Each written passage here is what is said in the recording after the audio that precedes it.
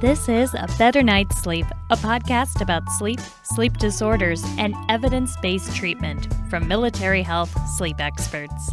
I'm Dr. Julie Kinn with the Defense Health Agency, and today I'm pleased to welcome back Colonel Brian Robertson from Walter Reed Army Medical Center.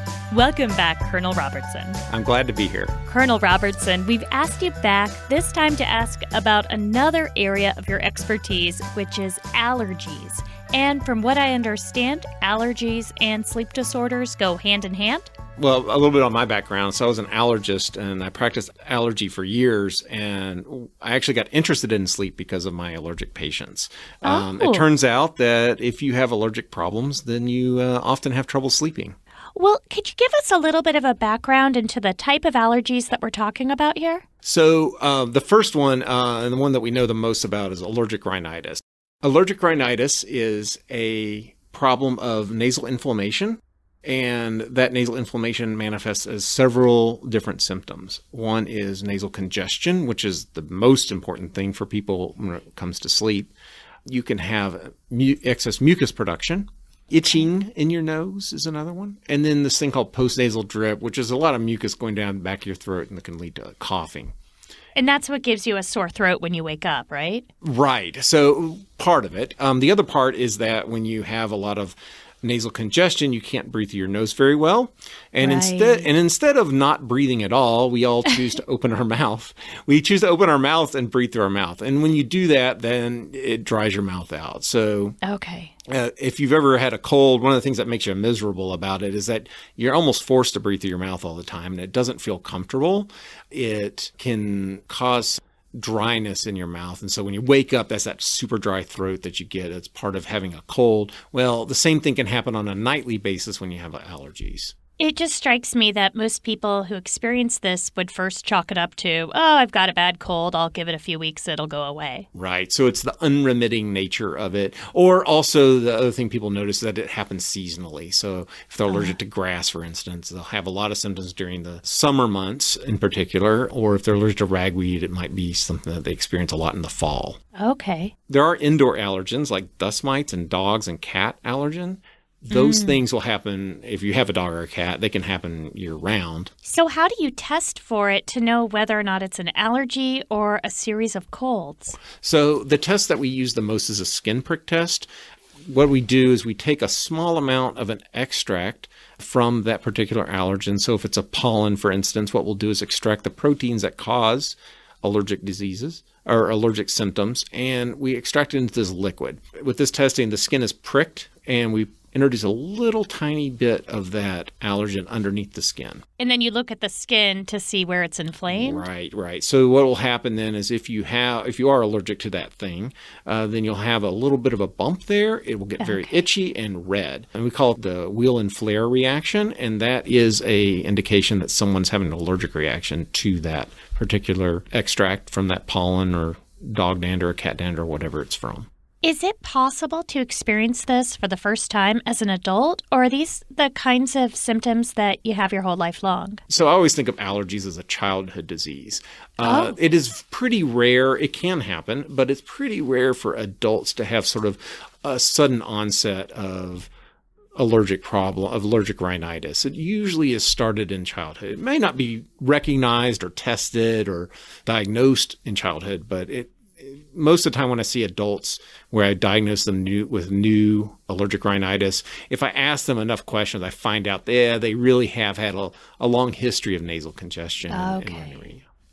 So is this something that our listeners can go to their general practitioners about, or do they need to see an allergist? Or another specialist? Yeah, so generally allergists are the ones that do this testing.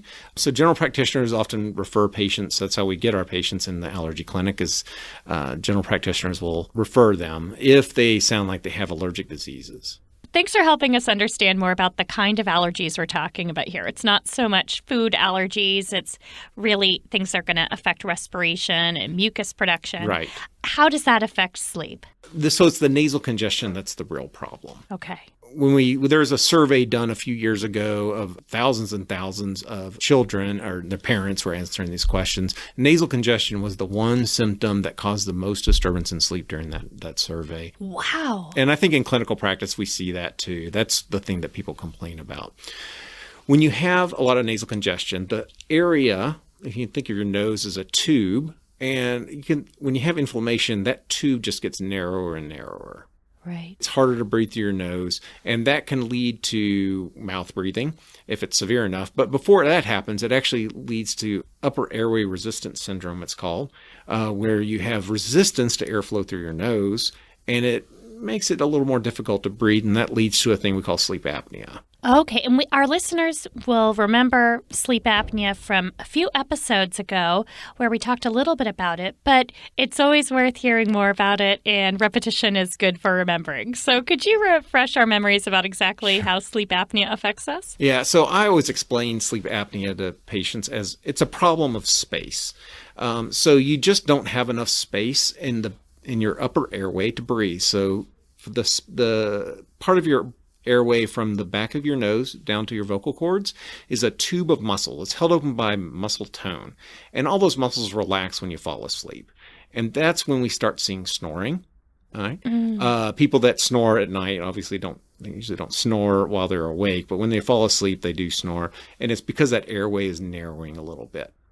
If it narrows enough, you get into a point where you actually can't move enough air in and out comfortably. And it's just not enough. And it feels like you're getting choked. Or if your airway closes enough, then you won't breathe at all. And that's called apnea. And in fact, you won't breathe at all until you wake up, which is exactly what happens. People wake up. Okay. Typically, after just a few seconds of this, they feel like they're getting choked and they wake up. So sleep apnea disrupts sleep.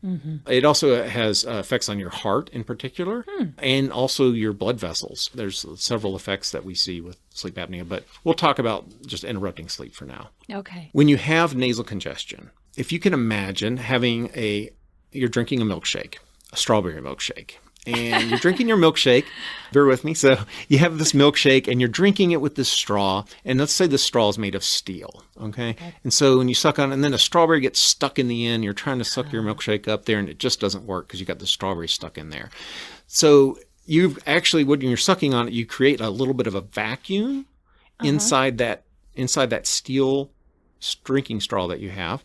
And it would collapse, except that your tube is made of steel. Now imagine that you have a paper straw, and you're doing the same thing. You're drinking with your paper straw, and a strawberry gets stuck in the end of that tube, and you start sucking on it. What's going to happen? It'll collapse.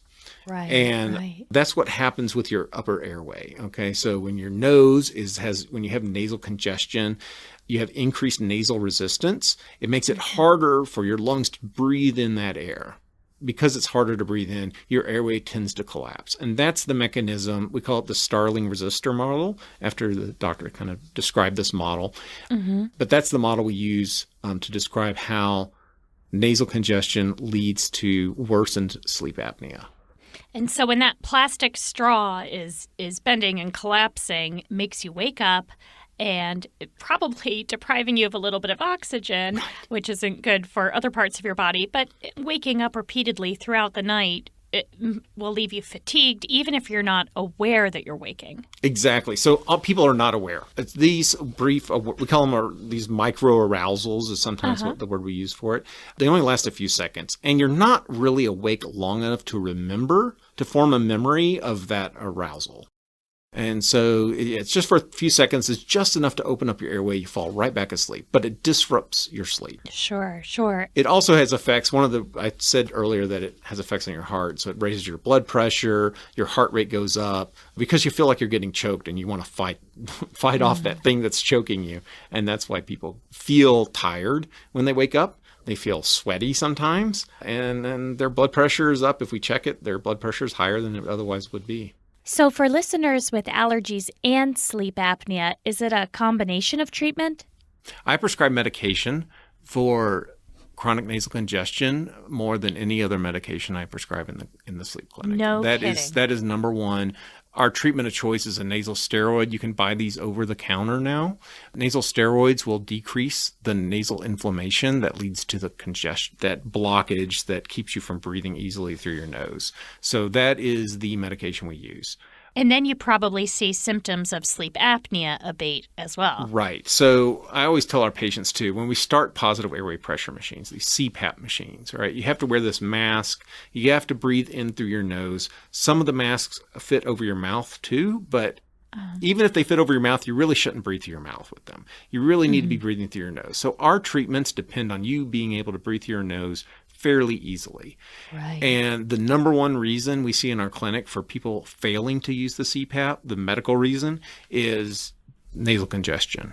Right, if you can't breathe through your nose. Right, and it leads to a lot of feeling. So one thing that patients describe to me is air hunger. Like they feel like they're not getting enough air. Well, the machine's actually supplying about 5 or 6 times the amount of air that they breathe every minute. It's supplying plenty of air. The problem is that they can't breathe it in because they have this nasal congestion. So absolutely one of the top reasons why we have problems using CPAP. Okay, so then what's your first stop? If you're a listener and you're not sure if you've got a cold or an allergy, if we're thinking a decision tree here, it sounds like your first stop's probably your general practitioner to get a referral to your allergist to see, hey, do I have allergies? Yes. And then after working on allergies, looking into sleep and sleep apnea?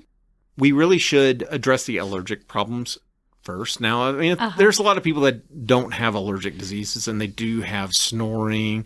Their spouses have observed them stopping their breathing during their sleep, things like that. They probably should go right to the sleep doctor. But if they're having itchy, watery eyes, runny nose, nasal congestion that's chronic and sort of unremitting or is happening really intensely during certain seasons, then an allergist should be the first stop.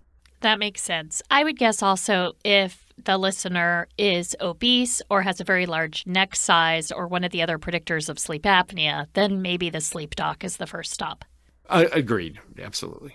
So what other information, if any, is there that we should offer to our listeners? What else would you like them to know about allergies and how their allergies might affect sleep? We didn't really talk about it earlier, but I wanted to mention asthma.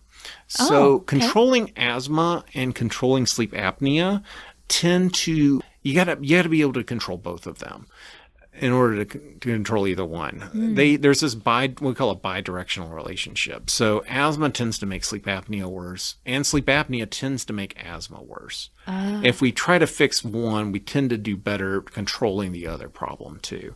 And asthma is an allergic disease in many, many people. If you have asthma and you have sleep apnea, it's important that we treat both. So any other allergic diseases we should know about that do affect sleep? Yes. So it's not just your airway, it's also how your body feels. And one of the things people with allergic diseases do sometimes is itch. So eczema in particular is a very important problem for an allergist. And our patients itch. And sometimes they itch out of proportion to how bad the rash looks. So Really? so it's not really a good gauge to just look at a rash and say, oh, it's minor, but the patient may be really itching a whole lot. And itching keeps people up. So as an allergist, you want to make sure you control that. And we have a variety of ways to do that. I won't go into detail on it right now, but there are things that an allergist can do to help stop itching. Some of the take-homes I'm getting here are that if you're experiencing symptoms of sleep apnea or just other breathing problems at night, there's a lot of different factors that could be at play. It could be allergies, it could be seasonal allergies, or just allergies to the environment like dust mites, dogs, cats.